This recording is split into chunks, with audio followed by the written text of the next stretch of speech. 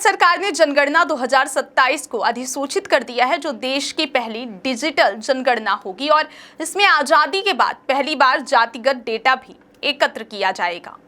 यह 2011 के बाद देश की पहली जनगणना होगी, जिसे 2 चरणों में संपन्न किया जाएगा। नोटिफिकेशन के अनुसार जनगणना का पहला चरण 1 अक्टूबर 2026 से शुरू होगा। इस चरण में 4 पहाड़ी राज्यों हिमाचल प्रदेश, उत्तराखंड, जम्मू कश्मीर और लद्दाख को शामिल किया जाएगा। इसके बाद दूसरा चरण 1 मार्च 2027 से शुरू होगा, जिसमें देश के बाकी सभी राज्यों में जनगणना का कार्य आरंभ होगा। यह जनगणना इस मायने में ऐतिहासिक होगी क्योंकि यह 1931 के बाद पहली बार है जब सभी समुदायों के लिए जाति डेटा एकत्र किया जाएगा। केंद्र सरकार ने 30 अप्रैल को जातीय जनगणना कराने का ऐलान किया था। केंद्रीय मंत्री अश्विनी वैष्णव ने स्पष्ट किया था कि जातीय जनगणना को मूल जनगणना के साथ ही कराया जाएगा। कांग्रेस सहित तमाम विपक्षी दल लंबे समय से जातिगत जनगणना की मांग कर रहे थे। जनगणना जो हर 10 साल में की जाती है 2021 में होनी थी, लेकिन कोविड-19 महामारी के कारण इसे टाल दिया गया था। जनगणना के आंकड़े कई महत्वपूर्ण उद्देश्यों के लिए भी उपयोग किए जाते हैं। चुनावी निर्वाचन क्षेत्रों का परिसीमन, संविधान का अनुच्छेद 82 सबसे हालिया जनगणना के आधार पर निर्वाचन क्षेत्रों के परिसीमन को अनिवार्य करता है। अनुच्छेद 330 और 332 SC और ST के लिए उनकी जनसंख्या के अनुपात के आधार पर विधानसभाओं में सीटें आरक्षित करते हैं।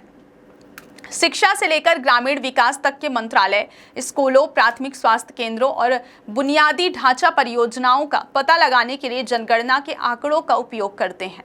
जनगणना की प्रक्रिया 2 मुख्य चरणों में पूरी की जाएगी, जिनके बीच कई महीनों का अंतर होगा। घरों की लिस्टिंग और घरों की जनगणना होगी। इस चरण में देश में हर संरचना का दौरा किया जाएगा। जनगणना कर्मी घरों की विशेषताओं को दर्ज करेंगे, जिसमें घर की मुखिया, सदस्यों की संख्या, घर की बनावट में इस्तेमाल की गई सामग्री, कमरों की संख्या, पानी और बिजली के स्रोत, खाना पकाने के लिए इस्तेमाल किया जाने वाला ईंधन और टीवी, फोन, वाहन जैसी संपत्तियों की उपलब्धता का डेटा शामिल होगा।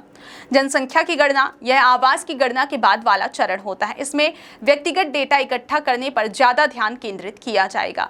इसमें नाम, उम्र, लिंग, जन्मतिथि, घर के मुखिया से संबंध, वैवाहिक स्थिति, शिक्षा, धर्म, जाति और विकलांगता की स्थिति के बारे में डेटा एकत्र किया जाएगा।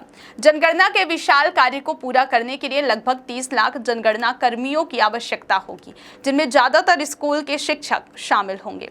इसके अलावा जिला और उप जिला स्तर पर लगभग 1,20,000 कर्मचारी जनगणना के काम का प्रबंधन, देखरेख और सहायता करेंगे। यह जनगणना भारत के इतिहास में पहली बार डिजिटल माध्यम से की जाएगी, जिसमें मोबाइल ऐप और रियल टाइम मॉनिटरिंग का उपयोग किया जाएगा। यह भी उल्लेखनीय है कि मनमोहन सिंह सरकार के दौरान 2011 में सामाजिक, आर्थिक और जातिगत जनगणना करवाई गई थी। हालांकि उस सर्वेक्षण के आंकड़े कभी भी सार्वजनिक नहीं किए गए थे और ग्रामीण विकास मंत्रालय की वेबसाइट पर केवल SC ST परिवारों के आंकड़े ही जारी किए गए थे। जनगणना अधिनियम 1948 में SC ST की गणना का प्रावधान है। OBC की गणना के लिए इसमें संशोधन करना होगा, जिसमें OBC की 2650 जातियों के आंकड़े सामने आएंगे।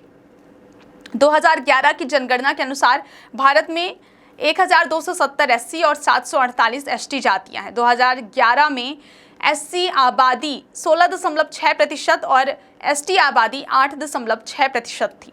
2027 की जनगणना भारत के सामाजिक और आर्थिक परिदृश्य को समझने में महत्वपूर्ण भूमिका निभाएगी और नीति निर्माण के लिए आवश्यक विस्तृत डेटा प्रदान करेगी।